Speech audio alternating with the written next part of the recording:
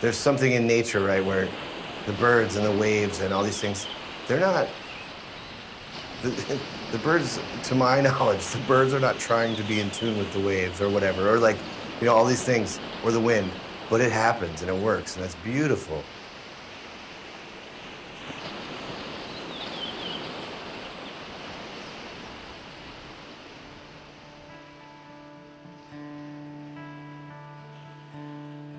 It's a pretty incredible place. Kind of feel like in a weird top of the world kind of situation. It's dramatic, it's cloudy, it's sunny, it's cold, it's warm. It's a lot of emotions, it's a lot of everything. You know, there's volcanoes and there's glaciers, and it's a pretty epic place.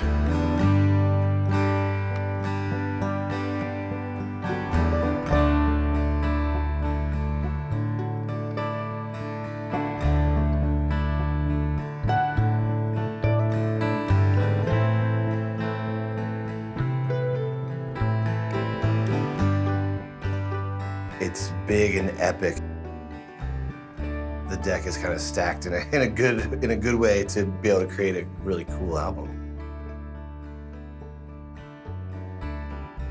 Settling in yesterday was kind of heavy for me, and my body has no idea what time it is. I feel like I'm not getting any rest, but at the same time it's kind of grounding and inspirational, and it's coming at a time where I really need a lot of inspiration.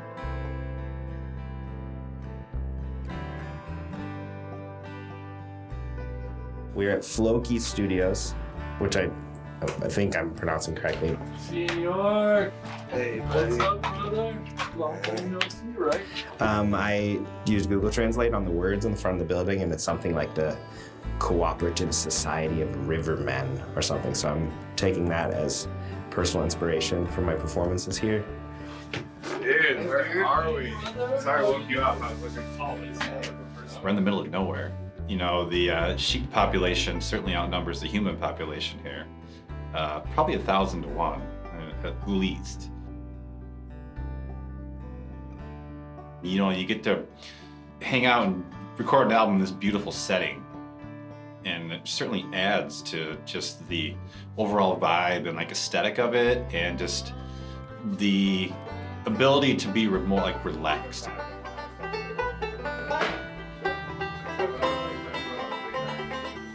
Just for a second, you know, like kind of like remove yourself from a situation, and that's gonna be as simple as just looking out the window and you're like, wow, look at that mountain over there. That's pretty cool. Or like the fact that it's like sunny here I don't think the sun really goes down. It kind of just swoops underneath us barely, then it comes back up real quick. You know, it's just wild to be in this kind of atmosphere. The lack of distraction is what helps me focus on the songwriting and the process. And maybe it's just like as simple as there's nothing else to do. I guess that there's a lot of exploring I'd like to do. I'd like to hike up that hill over there. I'd like to swim in that really cold water. This particular project we're working on too, the short timeline, and maybe that's the way that it feels like real chaotic. There's like this sense of urgency to what we're doing right now. We only have this short amount of time to capture stuff. And I think that forces like commitment to the craft. At some point, it's like we have to stop reaching for something and just move on. And like, for me, making records is about committing more than all the other parts. Like, our band, you know, we won't play these songs this way probably forever, or maybe ever again. I mean, they might be different when we play them live.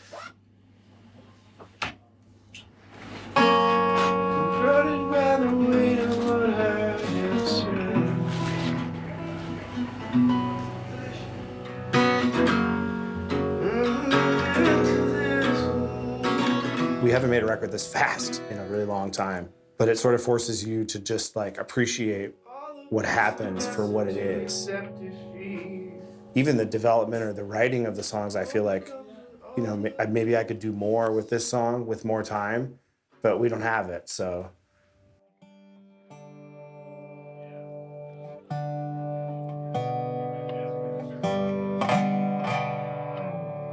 Feel completely at ease while we're making this record in particular, even though leading up to this for me has been kind of a challenge in so many different ways, and I haven't been as creative or as active as being creative as I have in the past. And it became increasingly more and more frustrating. And leading up to this, I was getting so much anxiety and wanting to be creative, but nothing was coming out.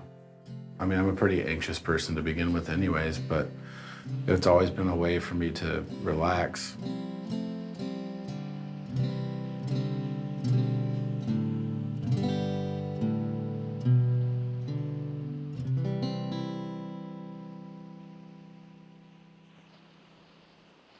I've always been pretty hard on myself, and I think that came from my upbringing. And, you know, I was an athlete, young, in a competitive sport that, you know, people would yell at you.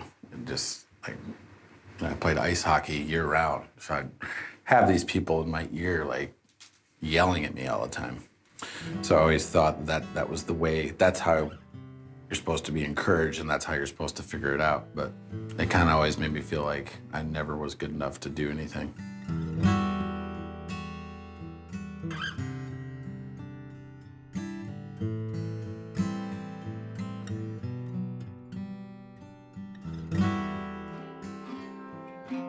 No, I'm not always confident. I spend a fair amount of time convincing myself that what I'm doing is good or worthy or worthwhile. Or music as an art form is like, there's a lot of comparisons from one band to another, one dobro player to another, all this stuff. So for me, that stuff gets in my head a lot. The way I work through it is not to be like, I'm good or I'm better or anything like that. For me, it's just pushing that all out of my head and just being myself.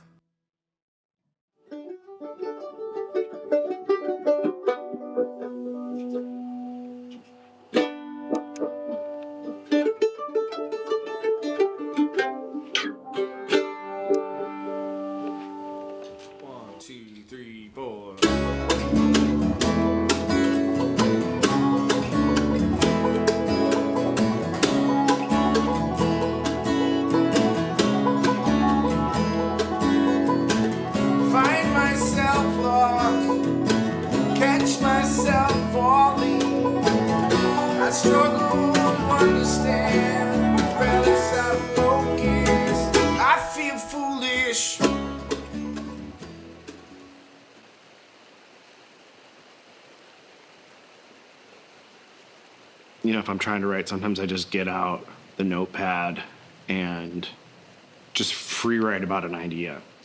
I've been trying to write this song for over a year now about our friend Billy Strings, who's had this just like monumental success. And I've been trying to write a song about the overlapping feeling of being really proud of him, but also being really jealous of him, and like trying to find that line where those two things intersect. And I was just looking at it the other day because I was trying to finish one of these verses. And it's like 3 pages of just... And I couldn't figure out how to do it, so I was going to just send it to him and be like, hey, I've got this idea about writing a song about how I'm really proud and also really jealous of you, and which I think is an interesting concept to sort of like just be honest about those feelings and then confront them directly with him.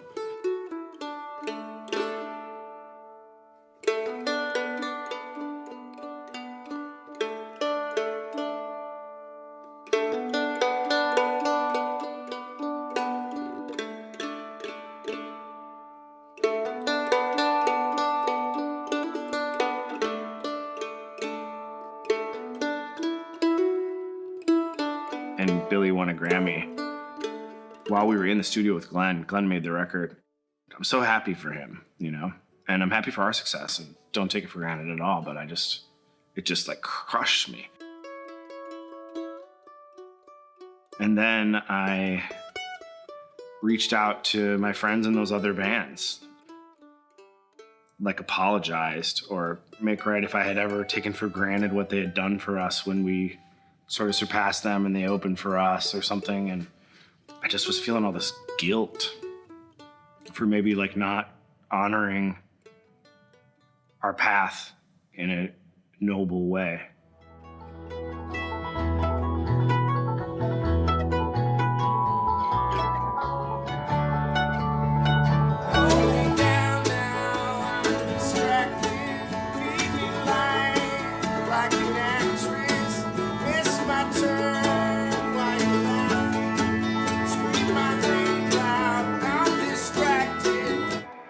That was pretty good. Yep. There's some times where I feel like I didn't earn what I had, if that makes sense.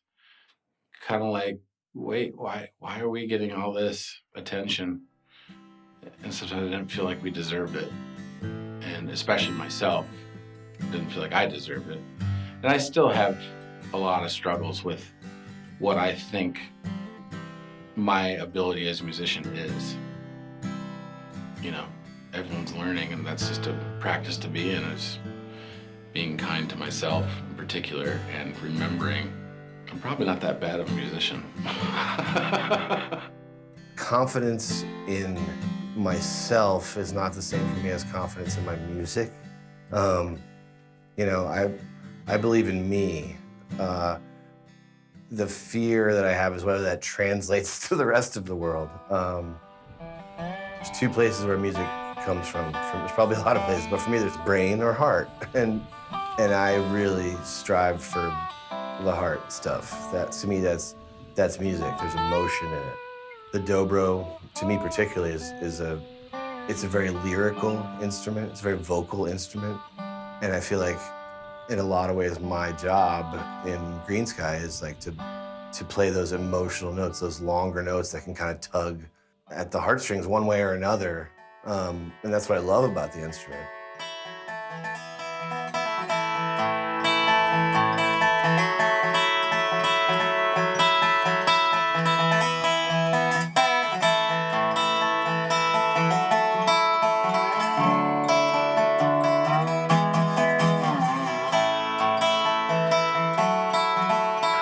That was great.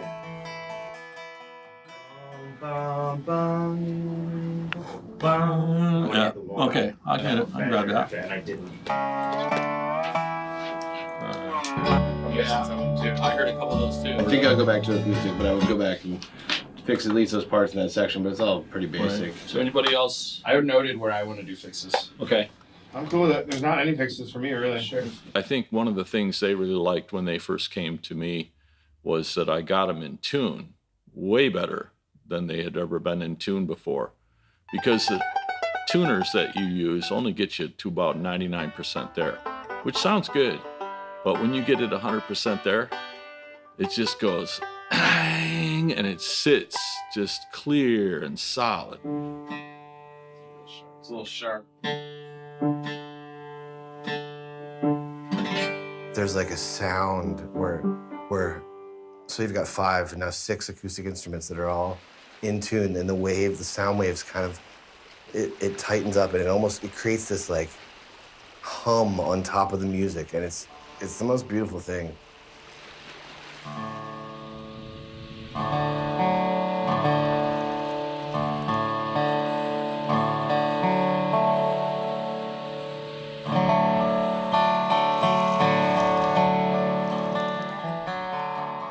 I enjoy that kind of stuff, actually, getting it to sort of shimmer in a way from small enhancements like that. I think it informs a lot of what Greensky does in the studio, because, or a lot of recording for a lot of people is this kind of raw thing where it's like, let's go in there and get the raw essence of the track, and it's like that's kind of a rock and roll approach. And for us, we appreciate that side of it. We also put a lot of intention into mean, I won't use the word perfection because that's impossible, but we put a lot of intention into creating this sort of soundscape that's very in tune. I mean, it's hard to describe. I have knee soloed, hang on.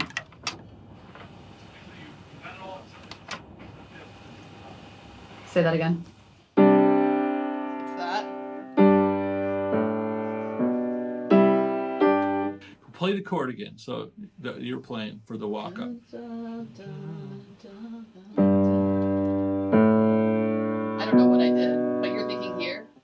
I don't know. I don't want to tell you what to play. I think you should just play what you hear in your ear. It's either that or you'd have to move that chord. No, it should Okay, come just be out. It should shift to piano for sure. I think that struggle of perfectionism, wanting to make your art the best it can possibly be, but the flip side of that being that you can get in your own way and end up doing battle with yourself. I think that's something that's, in no way unique to me. I think all of those guys have probably struggled with the same thing. And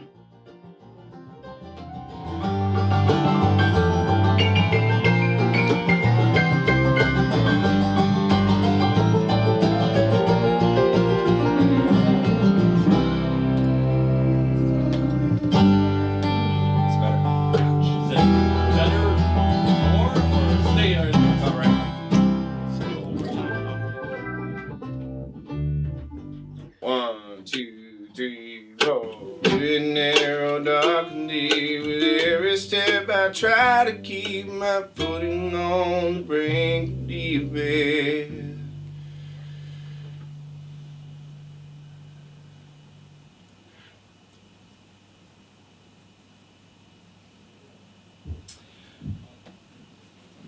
I'm a little stuck. Not that I think anything I've tried is like just chorus. terrible, but I'm just like lacking a vision for how to contribute. So mine's coming up from a big place, and then it's coming down, and we do like a middle thing, and then we're sort of like coming halfway up. Yeah. It feels like to me, and then before we get all the way back to full glory, you're looking at me like it's over. So I need to try something else that's more like rhythmically driven. I feel honestly like I just need to like simplify a lot. Are we doing what you? I think we'll find it. I think we're getting there. Greensky sort of has always done things just a little bit differently, and I think I have too. And at first, maybe that was for lack of proper bass training, or having not learned all the licks and learned all the tricks. I sort of had to create my own feel and my own vibe, and I think that I have confidence in that now, and I think that's been a blessing for our band to sort of help to define our own sound. That's what we want to hear. One more.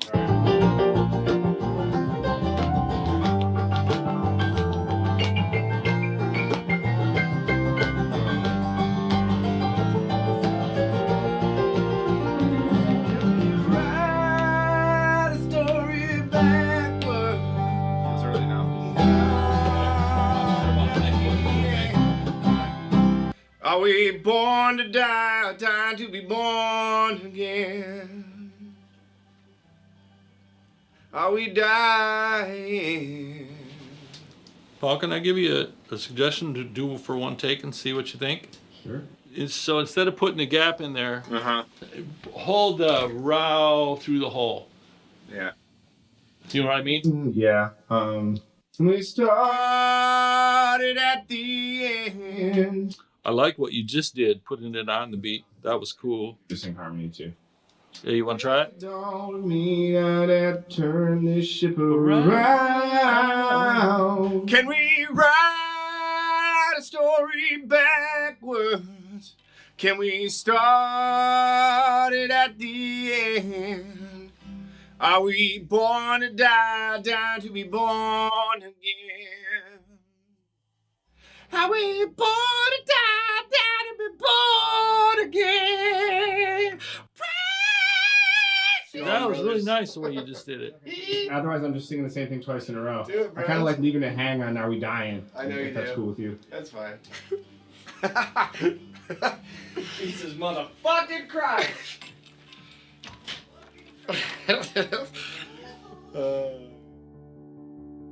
I read this thing that he said there are no straight lines in nature, and that really blew me away. And then I realized, nothing's perfect. There's nothing perfect, and sometimes the most imperfect thing is the most beautiful thing you'll ever see.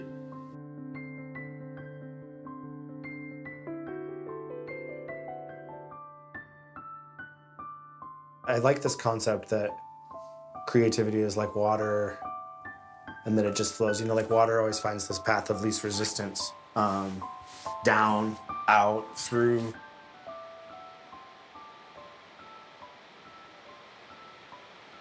When I'm writing, if I start singing about something or writing about something that's like hard to say or difficult to approach, I get this sense that I should continue.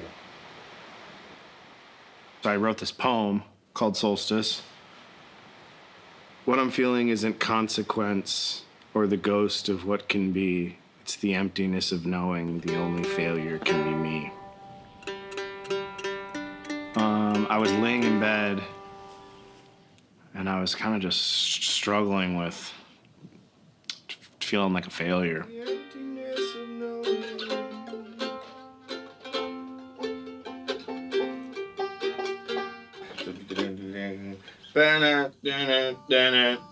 Like some kind of descending thing I hear a lot. 1, 2, 3, 4. Oh, that's not right. I remember when Paul first brought it and played it before we got to Iceland. I wasn't so sure about it because it has a more metal kind of feel, which is fun and something that we've definitely done before. I think getting it together, there were some different creative ideas to put it together, and making it feel comfortable and making it feel right, and also trying to hold some space for the writer and be able to see something that he's hearing through. That's in piano. So it's starting.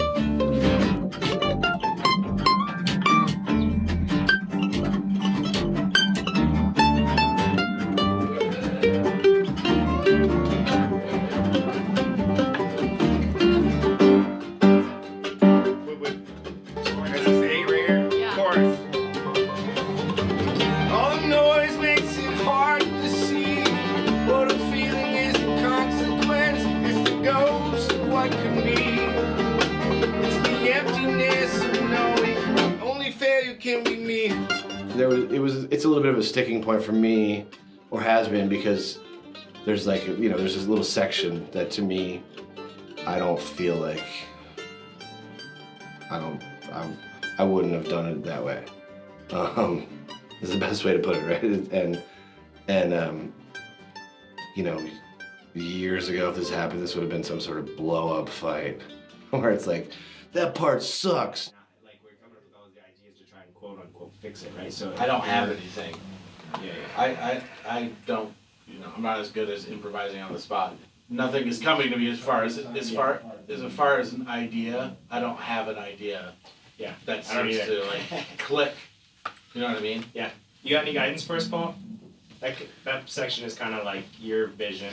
Yeah, I'm kind of frustrated just because it feels like everybody doesn't want to do it. I kind of get the last say. The writer sort of gets the last say in if the idea is good or not. But, if all 4 of them, or in this case, all 5 of them, are telling me that something I wrote is not good, I trust them.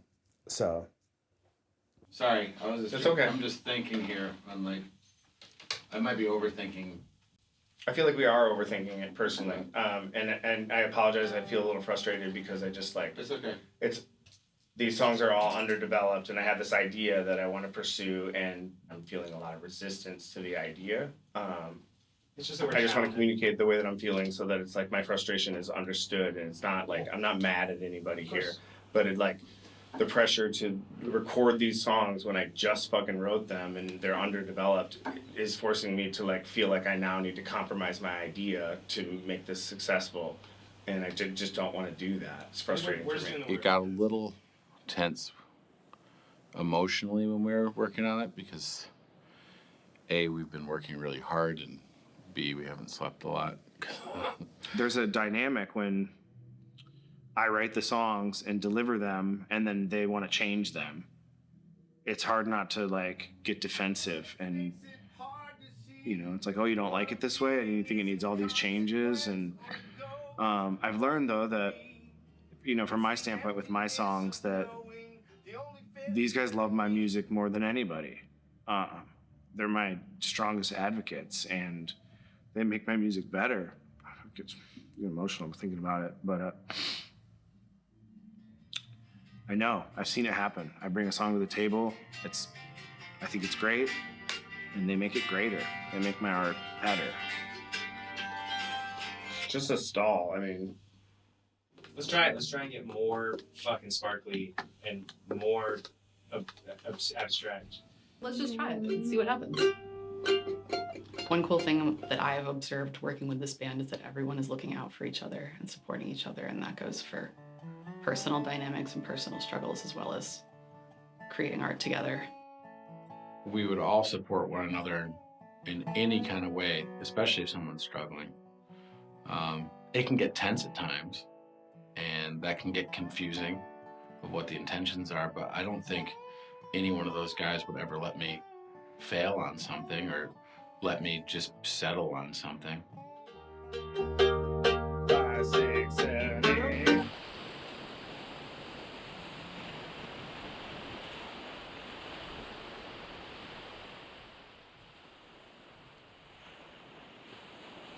Sometimes I'm uncertain, like if I can continue to do this. I love this. I don't know what else I would do, but that doesn't make it any easier some days to continue to create.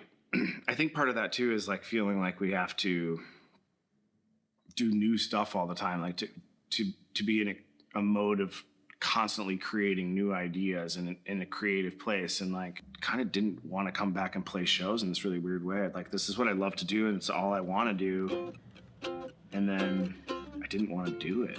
What if I don't want to do what I love? Then what do I have left? Who am I? I get lost when I find myself with feelings I can't explain, believing all my heart's desires lead to comfort away from pain. Won't let a reason why be the reason we don't. Following a lack of doubt in my gut, in my throat. Freely give my love undefined by time, with no condition attached or entirely mine.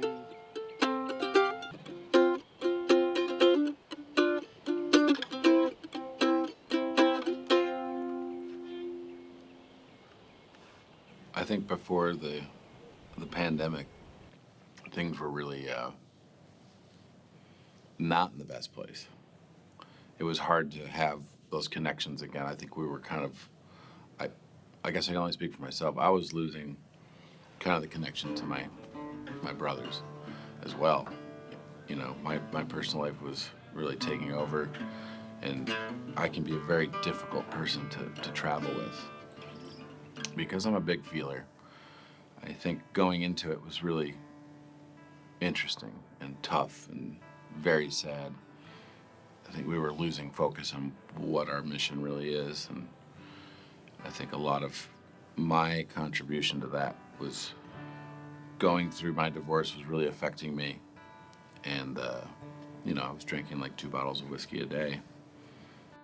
It's a typical story, you know, like the party takes over the thing that you were. It's like the celebration takes over the thing that you should be celebrating. You know, I think a lot of people drink because it's like, or just use drugs because like there's this anxiety and how you kind of like calm the anxiety by drinking more. But ultimately, that drinking causes more anxiety, so you drink more, and how it becomes just like this slippery slope. This is what I wanted to do when I was a kid, you know? Like, I wanted to be a rock star when I grew up. And then all of a sudden, like, it kind of feels like you're a rock star. You know, we're not playing arenas or anything, but like, sure felt like it compared to bars, you know? It's just like, I'm on top of the world kind of vibes, you know? Everything felt amazing and like unstoppable, young, killing it. Like, just totally unstoppable. Like, we're gonna take over the world with bluegrass. But, you know, with that came like, you know, everything else, where it's like the perspective shifted a little bit to be like, cool, we can party all we want. There's a lot of times where I look back and hear shows and I have no recollection of being on stage at like the Beacon Theater, sometimes at Red Rocks. And that's a regret that I have, just taking some of that for granted. You know, those guys wanted to have an intervention with me, but I ended up doing that before they had a chance to tell me.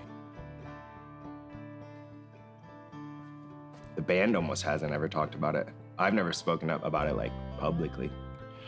Confronting Anders was really hard. It's one of the hardest things I've ever done. My favorite was Anders telling me that he wanted to have an intervention with me, and then we ended up talking to him.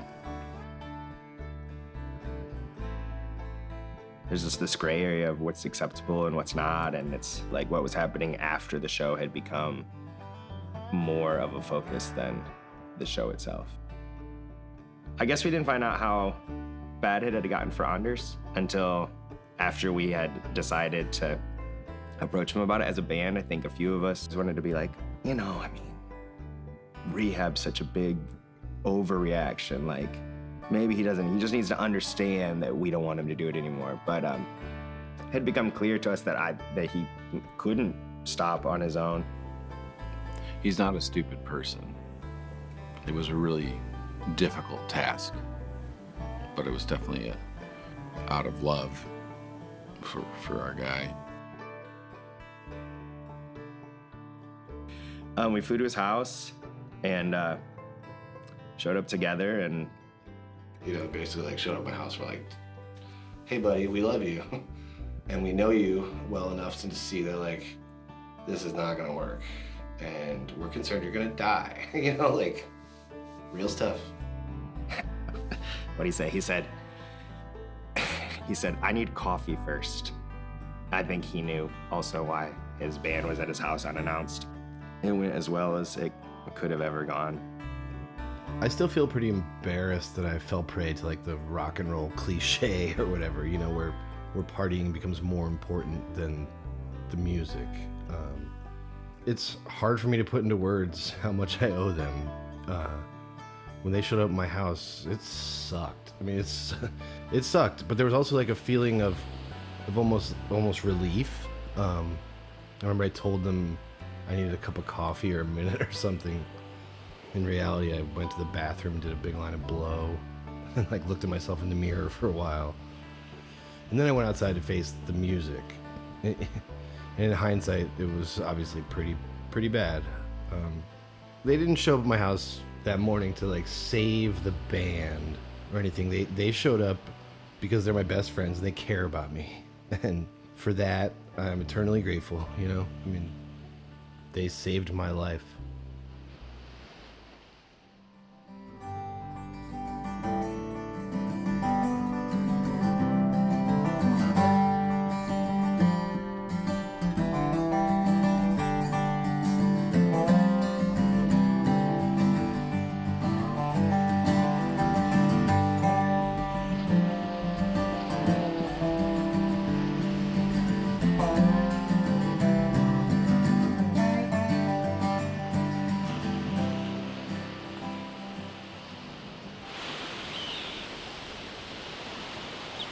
One, two, three, four. Small victories, great setbacks, too far behind to see. Solstice up. Paul Paul writes songs like Solstice with the idea that it's going to get him excited when he hears it back.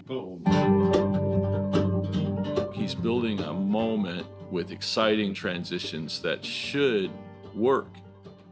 And you hear them in the demo and they're kind of raw and they're not necessarily assembled yet. But both he and I, and everyone else for that matter, knows that when we get in there and put everything together and start firing everything on all cylinders, that it's going to work, that it's going to take off and become something even more special.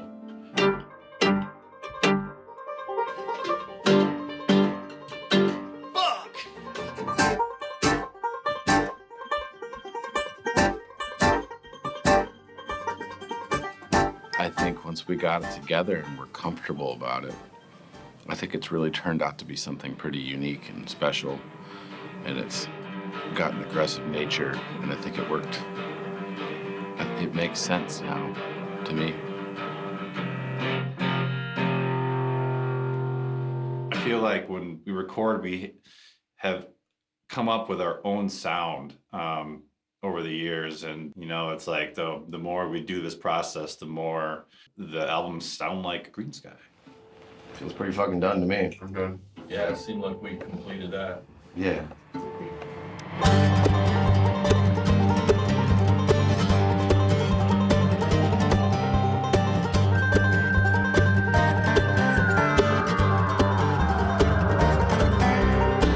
Small victories, great setbacks, I'm too far behind to see. It's the solstice of the winter, and all this darkness feels like mercy.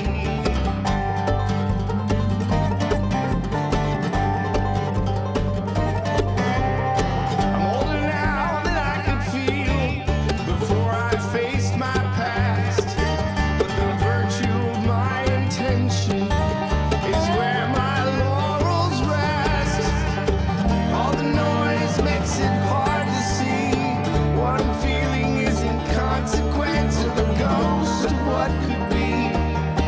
It's the emptiness of knowing the only failure can be me.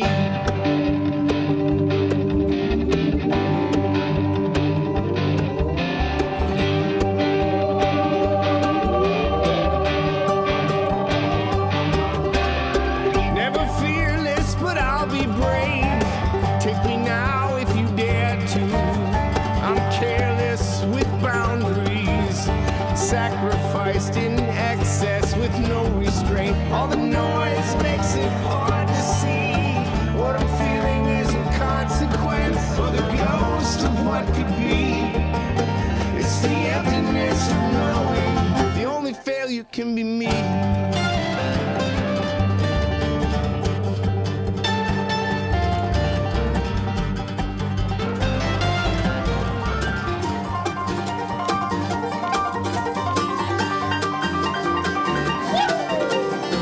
All the noise makes it hard to see. What I'm feeling is a consequence for the ghost of what could be. It's the emptiness of knowing the only failure can be me. There's an edge to, you know, having your heart bleeding like they do. And these songs are so raw and so open. And that's how you connect with fans. The music becomes alive with the people that connect with it and come out to it, and they participate and they share that energy with us. Like, it's reciprocal. There could be there is a stage and we're up here and there's people in front of us, but it's all just one big thing. It all lives together, and I hope that they would get the same sense that I get with that connection. We're all together in this, and that it's not something to do for any reason other than to create and be together and have that communal energy. The event begins as people we know here. A lot of Americans around, many of them familiar.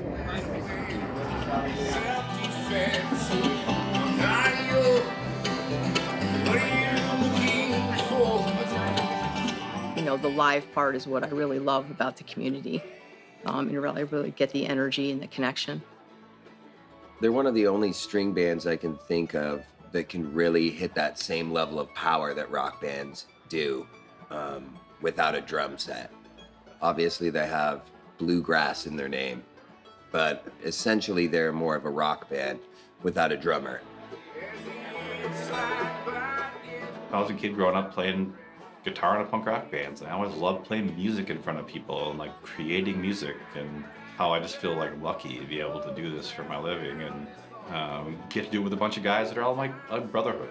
And the ability to to all be in the same place and not kill each other.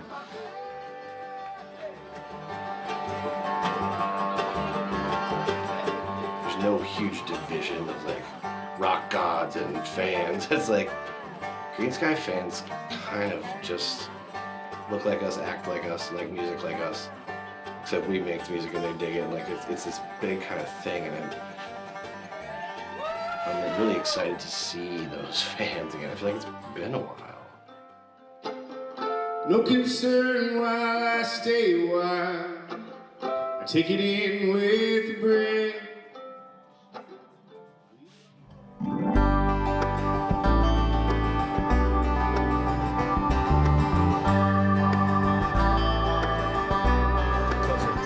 Touch. You gotta touch tips. Spin right.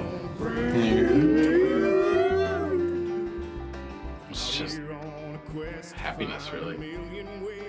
Calm. Satisfying, you know? It's like a deep, deep breath. And when there's those nights where everything just goes just perfectly right, which never happens, but it does sometimes, those are really great. It's really just, it's gratifying and it's humbling, and it's something that in the past I've definitely taken for granted, but the older I've gotten and the longer I do this, the more I learn that I have nothing to take for granted, really. Like, I don't think I'd be myself without this. I'm not a very musical person myself. And so to find people that can express my feelings in a way that sings to my heart, you know, is the best thing in the world. And so I've found Greensky Bluegrass to be that connection to express my feelings in music. And when you're there and it's happening and you land in these big moments together, and when we're doing it live, it's as much between us as it is with us and the audience. And like, you can really, it's a tangible energy, and there really isn't anything like that. Like coming off stage and knowing that it was great. If what we're doing makes people feel, that's important. That's it for me. And there's always other modifiers after the word feel, right? So it's like, you know, I want someone to feel happy, sad. I want them to think. I want them to be horny, whatever. You know, like there's all the ways that we can make them feel. But at the end of the day, I believe that what I want to do with music is make people feel. Period. You know, that's the end of the sentence. How they feel is up to them. Last night specifically was super emotional, and our whole crew was just, everybody was just bawling. It was really emotional. Every range of emotion that I can feel, I can express it in their concerts and in their songs. You know, I'm a little engineer. I'm not that creative. I'm more of an analytical type. So to listen to Greensky express their craft on stage allows me to unlock all sorts of emotions that I wouldn't normally be able to express or tap into. I've never really thought about it that way, but that's really what it does for me. Waking up to meet my Savior. This whole bizarre ballet that I help them put the words in their mouth that are hard to say. I see people singing along, and you know, our concerts are a party. It's fun, and it's like it's a safe place to confront really difficult feelings, grief, regret, fear, all those things, you know. And I'm seeing people sing along and they're having fun, but they're like thinking and internalizing these really hard emotions, these difficult emotions, in a safe place. Having that relatability within the song and having people singing along and sharing that pain or that joy, sorrow, I think that's how you really connect with the community.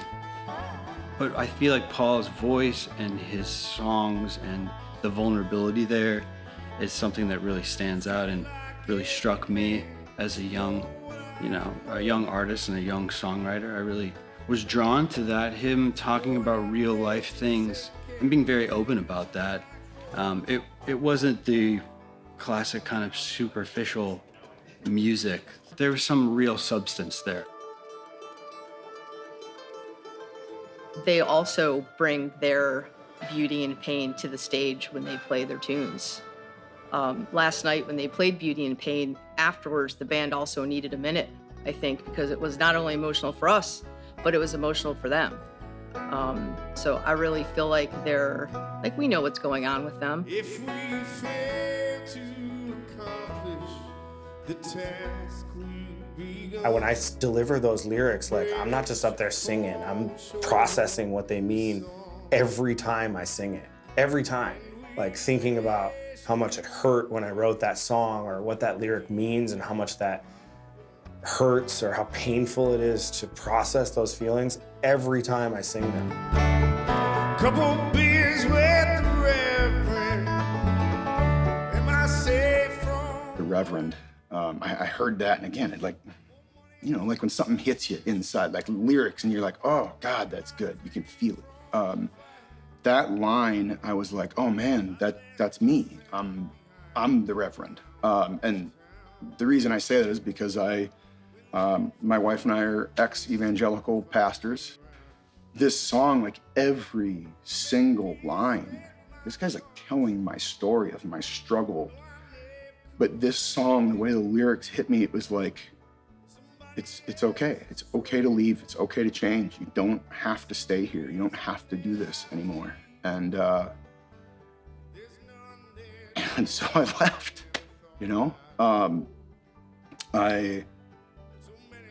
I thought I'd just be like, hey, I'm not a Christian anymore.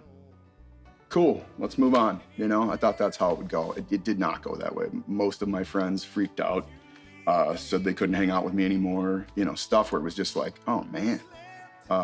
Here, it's like there's no judgment. It's just safe space, safe people, safe. Everything about it to me feels safe, and you feel it. You feel it in the people. You feel it in the music. You feel it everywhere you go. It's great. It's really great. I've seen this band for 15 years, and the only constant through that whole thing, ups and downs of my life, has been their music and their live shows. Yeah, I had some hard times. I had some battles with addiction, and the band played on, and it was a lot of fun until it wasn't very fun anymore, and I couldn't turn that switch off. And the only thing that stopped me was my close friends and family. And when I was just a few days sober, and I started texting with Paul a little bit, and he sent me some lyrics and a rough cut of a song called Worry For You. And he said, I want you to listen to this. And I know it wasn't written about me, but it connected with me in the moment. And it's stuck with me. It's my song.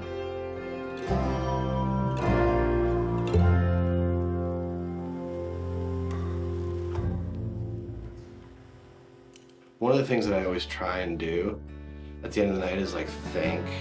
Usually when we come back out for an encore is thank the crowd, but do it from the bottom of my heart and the bottom of our hearts. I really mean it. It's so easy to say, thanks everybody, we're Greensky, but to try and impactfully pass on how thankful we are to everybody that's at the show and really get that across is a trip. I hope to to give the fans, I mean, if you keep it really simple, a fun time, an enjoyable experience, an escape from normal life, an adventure. A lot of people tell us, reached out over the years, that, you know, and tell us that our music has gotten them through a really hard time, stuff like that, and that's always really powerful to hear. But above all, I don't know, just these people who are willing to come on this adventure with us, I want them to think it was worth it. It's really important for us to make these shows really special. There's a mutual love and respect between the band and the audience. I can't speak for everybody else, but myself personally, I care about them deeply, and I know they care about me deeply.